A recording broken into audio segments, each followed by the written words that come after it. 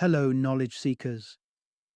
In this episode of 20-Minute Books, we delve into The Peloponnesian War by Donald Kagan, a captivating exploration of one of the most intricate and influential conflicts of ancient Greece. Published in 2003, this book offers a thorough analysis of a war that reshaped the dynamics of conflict, highlighting the shift from traditional battlefield engagements to the strategic importance of naval power. This transformative period saw long-standing alliances crumble and pitted democracy against oligarchy, leaving an indelible mark on the course of Western history. Donald Kagan, a distinguished American historian and recipient of the National Humanities Medal in 2002, brings his extensive knowledge and unique insights to the subject. Having penned numerous works on the Peloponnesian War and its wide-ranging impacts, including The Fall of the Athenian Empire and On the Origin of War and the Preservation of Peace, Kagan's expertise offers readers an unparalleled look into this tumultuous era. The Peloponnesian War is an essential read for history enthusiasts, individuals fascinated by military strategy, and anyone seeking to deepen their understanding of classical antiquity. Join us as we explore the nuances of this age-old conflict and its lessons that continue to resonate through the ages.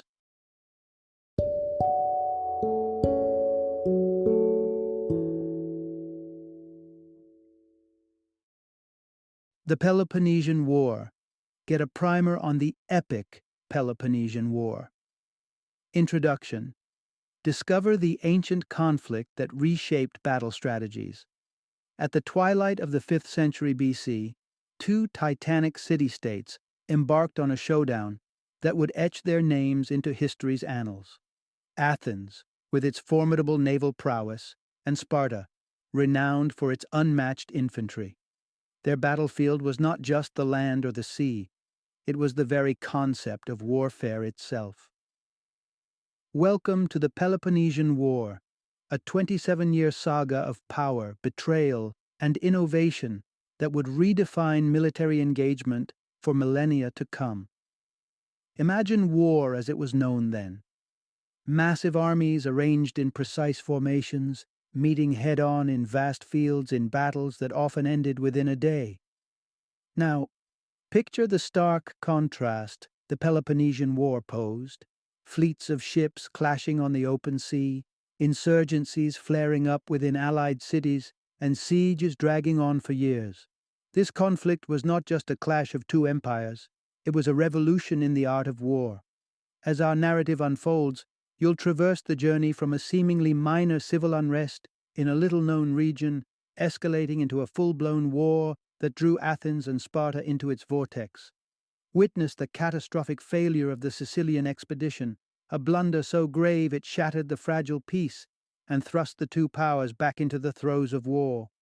And then, there's the tale of the enigmatic general who played all sides of the conflict, serving Athens, Sparta, and even Persia at different times in his life. His story is not just one of survival and cunning, but a testament to the intricate web of politics and loyalty that defined this era. The Peloponnesian War was more than a conflict, it was a crucible of change, where the rules of engagement were rewritten. Dive into this snapshot of history and emerge with insights into a war that, although ancient, still resonates with the principles of modern warfare. Part 1. The simmering tensions before the storm. Athens versus Sparta. In the lead-up to one of history's most enduring conflicts, the Peloponnesian War, the ancient Greek city-states of Athens and Sparta were caught in a web of growing tensions and rivalries. This wasn't a sudden eruption, but a slow burn, a culmination of decades of unease and competition that finally boiled over in 431 BC. But to fully comprehend this monumental clash, let's rewind the tape and explore the historical backdrop that set the stage for war. After jointly repelling the Persian onslaught in the Persian Wars, Athens and Sparta found themselves in a period of uneasy peace. Athens blossomed, harnessing the sea to its advantage, and established the Delian League, a formidable maritime coalition that controlled trade and politics across some 150 city-states. This emergent Athenian empire was a beacon of democracy and innovation, yet its expansion and power did not go unnoticed or unchecked by Sparta. Sparta, Athens' formidable counterpart, stood at the helm of the Peloponnesian League, commanding its own bloc of allied city-states. The Spartan political arena was a tapestry of governance, blending monarchy, oligarchy, and a hint of democracy.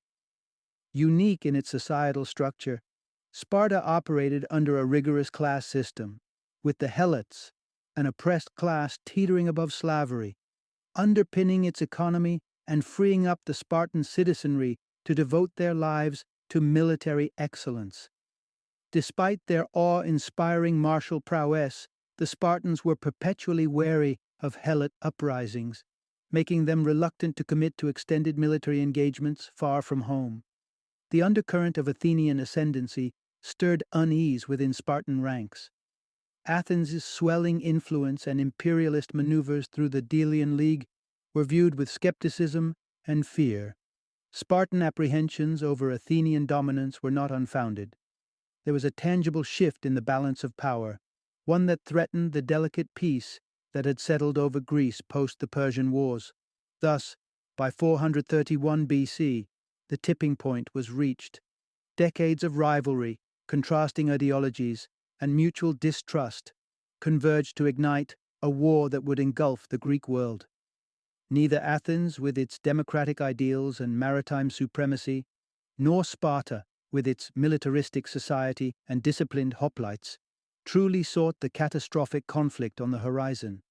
Yet, propelled by fear, ambition, and a desire to preserve their ways of life, these city-states found themselves on a collision course towards war. This historical backdrop paints a vivid picture of the complexity and inevitability of the Peloponnesian War, an epic struggle that was as much about ideological and cultural differences as it was about power and dominance. Part 2. A spark in the distant Epidamnus ignites a looming war. In the annals of history, the genesis of monumental conflicts often lies in the most unanticipated places, a reality that was as true for the Peloponnesian War as it was for World War I. Before the might of Athens and Sparta clashed in a war that would redefine the ancient world, a seemingly minor event occurred in a location scarcely known to many Athenians: Epidamnus. This city, nestled on the fringe of the Adriatic Sea, would unwittingly become the catalyst for a much grander conflict. As tensions simmered beneath the surface of Greek geopolitics, it was the city of Epidamnus that first overflowed. Embroiled in a civil war, the democratic forces within Epidamnus found themselves desperate for aid. They turned to Corcyra, their founding city on the island of Corfu, hoping for support. But when Corcyra turned a blind eye to their plight, the seeds of a larger turmoil were sown. This refusal set off a domino effect. The beleaguered Epidamnians, now at their wits' end, sought the support of Corinth. Herein lay a tangled web of affiliations and resentments. Although Corcyra had been colonized by Corinthians, relations between the two states had deteriorated. Thus, Corinth saw an opportunity, not just to intervene, but to assert dominance by establishing a military presence in Epidamnus. Corcyra was not without its own considerable might, boasting a formidable fleet of warships, yet it found itself facing a Corinthian force emboldened not only by its military aspirations, but also by its alliance with Sparta through the Peloponnesian League.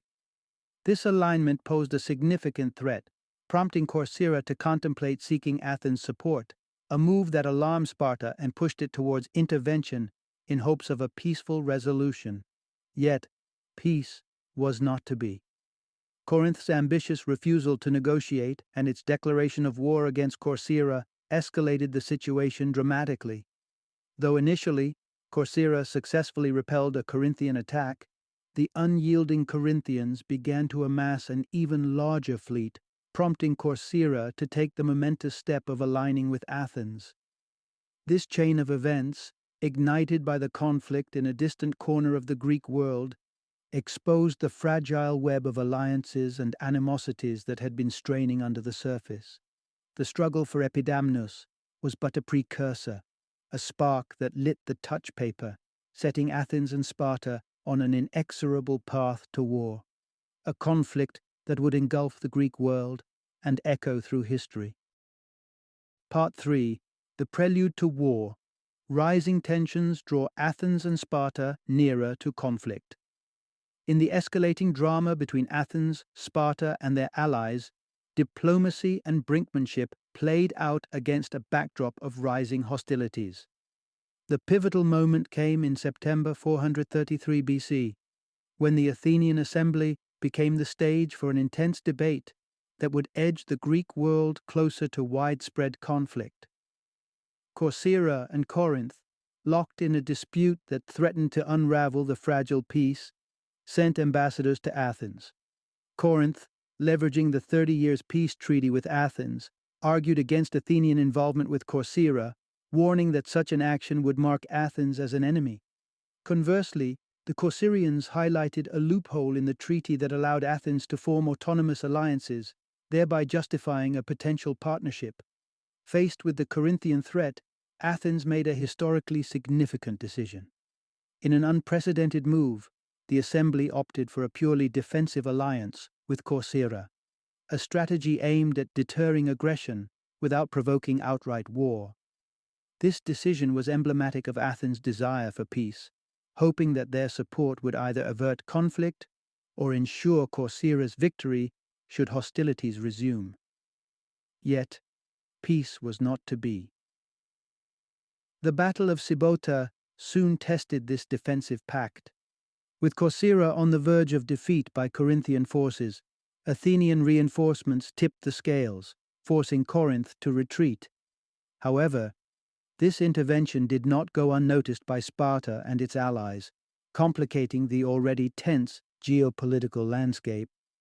Simultaneously, in Potidaea, a Corinthian-founded city within the ambit of Athenian influence, rebellion broke out, likely encouraged by Spartan promises of support. This act of defiance underscored the deepening divisions and the proximity to an all-out war.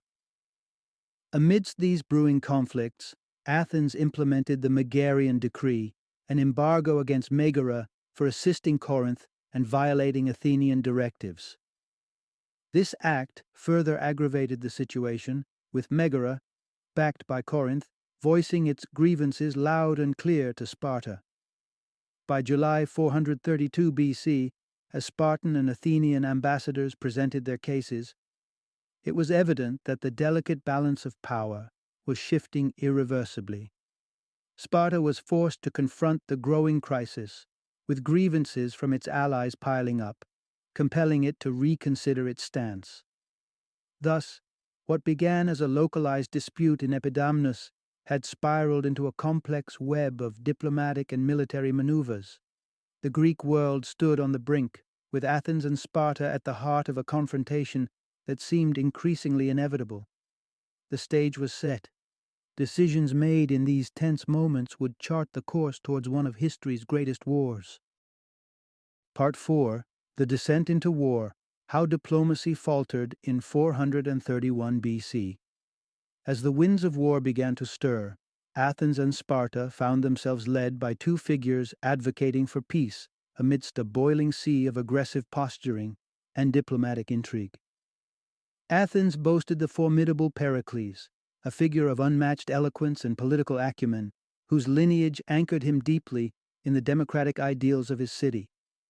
Across the divide, Sparta was guided by Archidamus, a king whose wisdom and personal connection with Pericles presented a beacon of moderation. Yet, despite their efforts, the specter of war loomed large. Both leaders recognized the complexity and devastation a conflict between their mighty states would entail, with Archidamus prophetically suggesting that any war embarked upon might not see its end within their lifetimes. Soon, Spartan assembly halls echoed with concerns over Athens's imperial endeavors.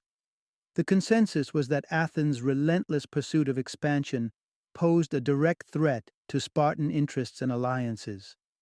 In a move reflective of the era's complex diplomacy, Sparta dispatched ultimatums to Athens, each designed to forestall conflict through concessions that, in reality, would significantly weaken Athenian power.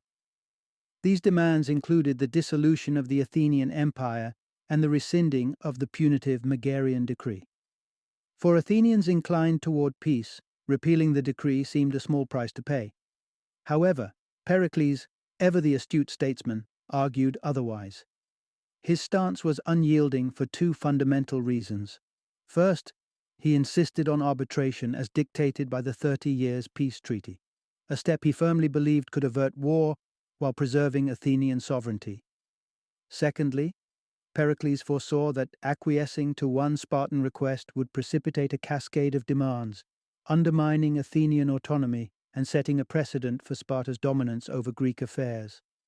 The crux of Sparta's urgency lay in the Corinthian threat to secede from the Peloponnesian League, a move that would significantly weaken Spartan influence. Thus, targeting the Megarian decree alone would not assuage the broader coalition of Spartan allies clamoring for assertive action against Athens. In the end, the diplomatic dance faltered. Sparta, tethered to its allies' demands and unwilling to resort to arbitration, and Athens, guided by Pericles' principled rejection of ultimatums, found no common ground. As diplomacy unraveled, conflict became inevitable. The spark came in March 431 BC when Spartan allies in Thebes launched a surprise attack, marking the irrevocable descent into decades of warfare that would fundamentally reshape the Greek world. Thus began the Peloponnesian War, a conflict seeded in the ambitions and fears of its leading states, precipitated by failed ultimatums and ignited by aggressive maneuvers. A war that both Pericles and Archidamus had sought to avoid but now found themselves inexorably drawn into. Part 5. Athens' Defensive Gambit, a strategy thwarted by unforeseen challenges. As the drums of war began to beat between Athens and Sparta, Athens embarked on a war strategy that sharply deviated from the conventions of warfare at the time. Orchestrated by the visionary leader Pericles, Athens' approach was rooted in defense, leveraging the city's robust fortifications and unrivaled naval prowess to outlast Spartan aggression. The rationale was clear. By avoiding direct land confrontations with Sparta's formidable infantry and instead focusing on naval engagements, Athens hoped to force Sparta into recognizing the futility of their campaign. This calculated retreat behind Athens's mighty walls seemed a sound plan, especially considering the superior skill of Athenian sailors and the strategic advantages afforded by the sea. However, as the conflict unfolded, reality proved far more complex and unforgiving than either side had anticipated. During the initial years of the conflict, Athens' defensive posture bore some fruit. Spartan raids into Athenian territory, Attica, were repelled, and Athens managed to secure strategic victories that bolstered its position. Yet, the long-term sustainability of this strategy was already under question. The first year's end brought a stark realization. Sparta remained unbroken, and Athenian lands suffered significant agricultural damage due to Spartan raids. The onset of the second year saw a shift in Pericles' outlook. The need for a more assertive military stance was becoming evident, but Athens faced a slew of daunting internal challenges. A devastating plague tore through the densely populated city, claiming the lives of up to 1/3 of its inhabitants. This calamity, coupled with the financial strain of maintaining a sizable navy, began to erode the foundations of Pericles' strategic vision. Amidst the escalating crisis, Pericles' leadership faced mounting criticism, with political rivals arguing for a departure from his defensively oriented strategy. The situation reached a critical juncture by the war's third year, marked by the untimely death of Pericles. His passing left a void in Athenian leadership, with no single figure capable of commanding the united front Pericles had fostered.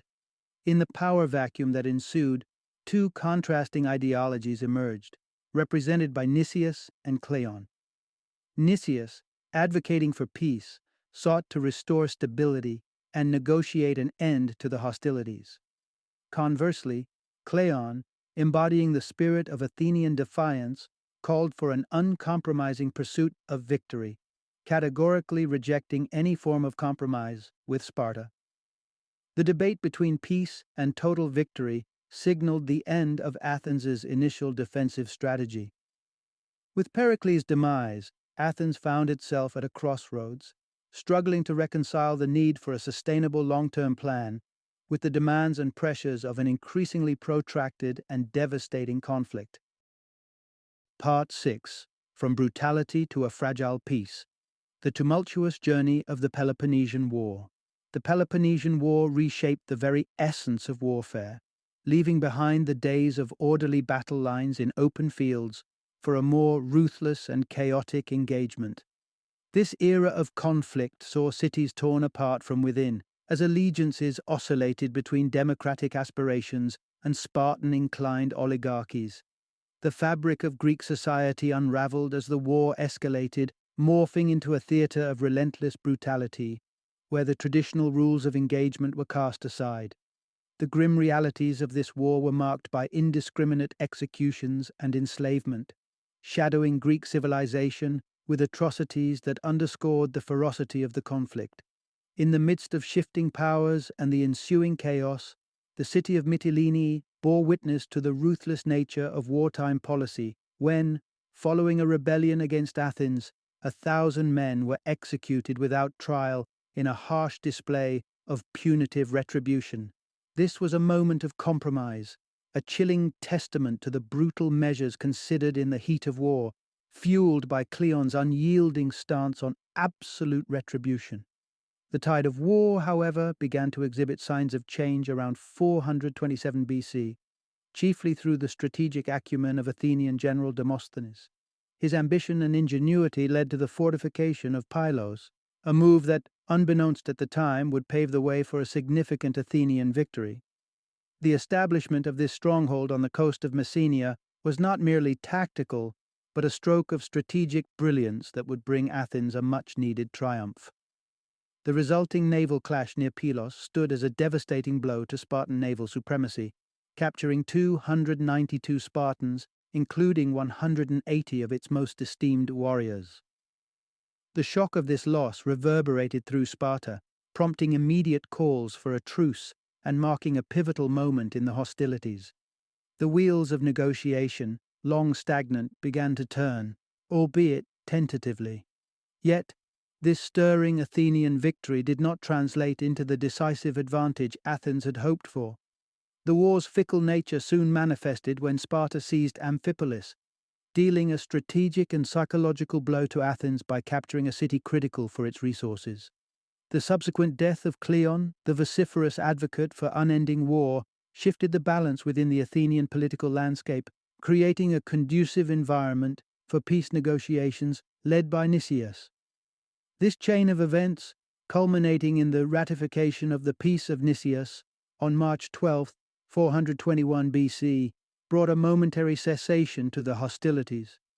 This fragile peace, forged in the aftermath of relentless war, marked a brief interlude in the protracted conflict between Athens and Sparta. Though the treaty did not signify total victory for either side, it offered a much-needed respite, allowing both powers to reflect on the tumultuous journey from the brutality of war towards the elusive promise of peace. Part 7. The fragile peace shattered. A Sicilian catastrophe reignites war. The Peace of Nicias, a delicate truce that had ended years of relentless warfare between Athens and Sparta, was fraught with tension from the outset. Despite mutual exhaustion and the release of Spartan hostages providing leverage for peace, underlying animosities and unresolved disputes threatened the treaty's longevity. The reluctance of Sparta's ally, Thrace, to relinquish control of Amphipolis, a critical condition of the peace, offered an early indication that this was a peace hanging by a thread. Among the emerging threats to the fragile tranquility was the city of Argos.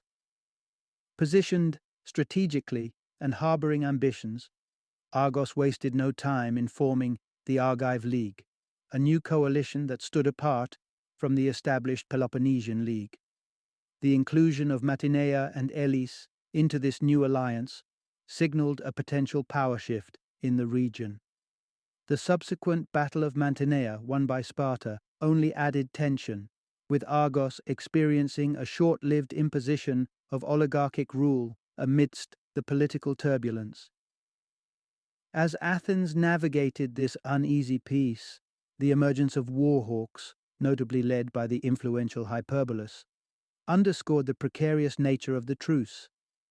Yet, it was the unfolding disaster in Sicily that ultimately doomed the peace agreement and plunged Athens and Sparta back into the throes of war.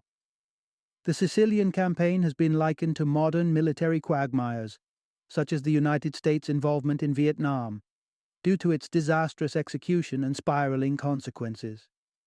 Responding to pleas from their allies Segesta and Leontini, who faced aggression from Syracuse, Athens embarked on a military venture to Sicily.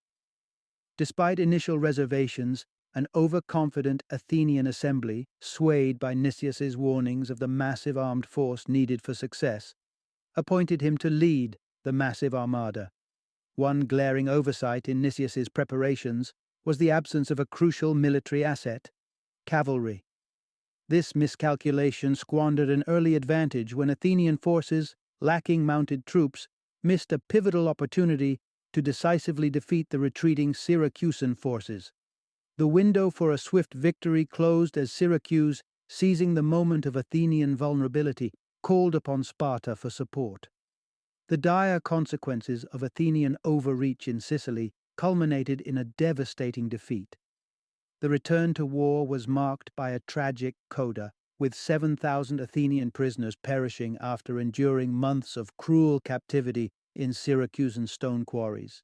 This calamity not only underscored the strategic blunders of Athens, but also served as the catalyst for the rekindling of hostilities between Athens and Sparta, effectively dismantling the uneasy peace that had prevailed for a brief period.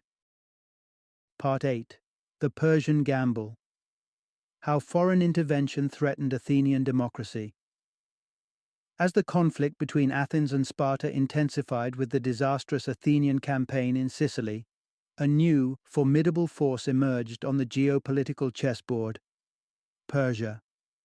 Long a specter in the backdrop of Greek conflicts, Persia shifted from a passive observer to an active participant, decisively tilting the balance of power.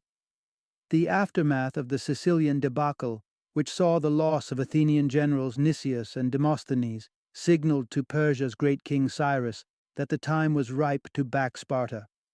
With Persian coffers now open to them, Sparta was able to augment its naval capabilities, presenting a direct challenge to Athenian dominance at sea. This development not only intensified the conflict, but also raised ominous questions about the survival of Athenian democracy. Indeed, the allure of Persian support stirred ambitions and plots within Athens itself, culminating in a dramatic coup in 411 BC. Central to this political upheaval was the enigmatic figure of Alcibiades. A general known for his charisma, beauty, and strategic cunning, Alcibiades had fled to Sparta to escape charges of blasphemy, only to find himself in the intricate web of Persian politics as an advisor to Tissaphernes, a Persian governor. Alcibiades ingeniously suggested that Persia might back Athens if the city-state abandoned democracy for oligarchy. Despite the dubious veracity of his claims and the sincerity of Persian promises, the mere prospect of Persian support ignited a coup aimed at restructuring Athenian governance. The oligarchic faction, known as the 400, seized control, ostensibly to reallocate resources for the war effort. However, their true intentions quickly became apparent. They had no plans to restore democratic governance. As news of their willingness to negotiate Athens' surrender for personal security spread, public outrage boiled over. The specter of a Spartan fleet approaching Athens fueled a decisive uprising, leading to the coup's collapse and the execution of its principal architects for treason. In the aftermath of this tumultuous period, Athenian democracy was reinstated, clearing the way for a most unexpected outcome: the return of Alcibiades to Athens. Despite his controversial past and involvement in the coup, Alcibiades' charisma and military prowess garnered him a surprising redemption. His re-emergence on the political scene underscored the complexities and contradictions of Athenian democracy, which found itself grappling with internal betrayals and the external pressures of Persian-backed Spartan aggression. Part 9. The roller coaster return of Alcibiades and Athens' bittersweet triumph. In the tumultuous aftermath of political upheaval and military setbacks, Athens yearned for a figure of valor and vision. The choice fell on Alcibiades, a man whose earlier exploits and strategic acumen had left a mark on the Athenian imagination. Unaware of his complicity in the destabilizing coup, and perhaps fueled by his undiminished ardor for the city he had once betrayed, the Athenian populace embraced his return. Alcibiades, for his part, was determined to cement his redemption with a tangible victory, aware that not all would welcome him with open arms. His opportunity for redemption came with an audacious campaign in the strategically vital Hellespont region. Here, Alcibiades orchestrated a series of victories that not only reclaimed the city of Selymbria, but also restored Byzantium, a critical nexus of trade and military maneuvering, to Athenian control. Yet the resurgence of Alcibiades was to be fleeting. Deployed against the formidable Spartan admiral Lysander, Alcibiades' fleet, under the temporary command of his confidant Antiochus, suffered a disastrous defeat at Ephesus. Alcibiades, unwilling to face the wrath of Athens again, withdrew into a self-imposed exile in Gallipoli. The Athenian spirit, however, was far from broken. A remarkable victory at the Battle of Arginusae saw an underdog Athenian force, albeit inexperienced and hastily gathered, outmaneuver and decisively defeat the Spartan fleet. This win, impressive in its execution, was nonetheless tainted by a heartbreaking neglect, the failure to rescue and recover fallen Athenian soldiers from the turbulent seas post-battle. This oversight incited furore back in Athens, and in a climate of heightened emotions and demand for accountability, a tragic decision was made. 8 generals responsible for the Athenian fleet at Arginusae were executed, a move that subsequently haunted the city with regret. The fallout was profound, leaving Athens not only morally wounded, but also bereft of seasoned military leadership. Complicating matters further was the increasing influence of Persian gold fueling Sparta's war efforts. With Persian support, Sparta quickly rebuilt its naval capabilities, assembling a force that dwarfed previous fleets. This resurgence set the stage for the final act of this long and wearying conflict, the battle at Aegospotami, which would once again test the mettle and endurance of the Athenian state and its people. Part 10. The resilient spirit of Athenian democracy endures through defeat. The Battle of Aegospotami marked a pivotal moment in the Peloponnesian War, with Sparta's Lysander outsmarting the Athenian fleet through strategic placement and tactical restraint. Positioned in an area devoid of a harbor, Lysander's choice for the battlefield put Athens at a significant disadvantage, stripping it of the open waters that had often been its playground for naval dominance. In a twist of fate, Alcibiades emerged from his self-imposed exile, offering strategic counsel to the beleaguered Athenian commanders. From his vantage point in Gallipoli, he proposed a retreat to the fortified Sestos, or alternatively, the deployment of Thracian forces against Lysander on land. Yet, the shadow of his past misdeeds loomed large, and his advice, possibly game-changing, was unheeded, marred by the stigma of his prior transgressions. The Athenian decision to engage with a fraction of its fleet, a mere 30 ships, proved disastrous. This ill-fated maneuver left the bulk of the Athenian ships vulnerable and unprepared, culminating in a catastrophic defeat that signaled the end of Athenian naval prowess and, effectively, the war itself. In the war's aftermath, Sparta's siege tactics aimed to cripple Athens into submission by cutting off supplies and threatening the populace with starvation. The Spartan demand for total Athens capitulation, demolishing its walls and succumbing to oligarchic rule, was a bitter pill, Yet Athens held out. The protracted negotiations, led by Theramenes, offered Athens a grim concession, dismantling its walls, surrendering its fleet, and installing an oligarchic government as the only alternatives to utter destruction. Accepting these terms was a testament to the Athenian will to survive against all odds. Yet, within this concession, the embers of Athenian democracy were far from extinguished. Thrasybulus, a former general, became the beacon of democratic resilience. From the mountains surrounding Athens, he rallied support to oust the oligarchic interlopers, endeavoring not for retribution but for reconciliation and reform. This moderation laid the groundwork for Athenian recovery and the eventual re-establishment of what would be known as the Second Athenian Empire. Through defeat, heartache, and overwhelming odds, Athens demonstrated an indomitable spirit. Its adherence to democratic principles, even in the darkest of times, forged a legacy of resilience and renewal that would outlive the war and redefine the very fabric of Athenian society. Final summary. The Peloponnesian War stands as a monumental episode in the annals of history, encapsulating 3 decades of relentless conflict that saw Athens and Sparta, 2 titans of the ancient Greek world, drawn into an enduring and bitter rivalry. This war was characterized not merely by its length, but by its profound departure from traditional modes of warfare, pitting neighbor against neighbor and reshaping the political landscape of Greece. At the heart of this conflict was Athens, wielding its unrivaled naval prowess to maintain dominance on the seas against the formidable land forces of Sparta. The strategic tussles, marked by Athens' efforts to leverage its maritime strength, underscored a new kind of warfare, one that extended beyond the battleground to encompass sieges, political machinations, and alliances that constantly shifted the tide of engagement. However, the Athenian strategy, despite its initial promise, faltered in the face of Spartan resilience and the unforeseen intervention of Persia. The entry of Persian financial support enabled Sparta to replenish its naval capabilities, tilting the scales decisively in its favor. This newfound advantage allowed Sparta to secure a series of crucial victories that would ultimately lead to the downfall of Athenian supremacy. Yet the aftermath of the war did not spell the end for Athenian ideals and aspirations.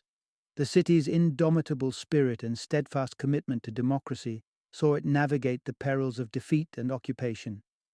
Amidst the ashes of war, Athens embarked on a path of rebuilding, laying the foundations for the resurgence of its empire, exemplified by a renewed dedication to the principles of democratic governance. Thus, the Peloponnesian War, for all its devastation, emerged as a testament to resilience and the enduring human capacity for renewal in the face of adversity. It serves as a reminder of the complexities of war and the unyielding spirit of Athens, which, even in defeat, managed to forge a legacy of democracy and empire building that continues to inspire to this day.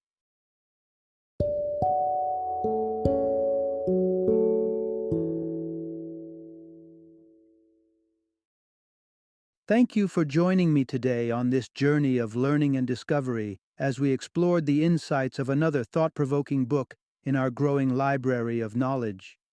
If you've enjoyed our time together, please take a moment to follow our podcast, give us a 5-star rating, and share 20-minute books with other knowledge seekers. Your support truly means a lot. Don't forget to join me again in the next episode, where we will delve into another enriching book. Until then, happy reading and happy listening.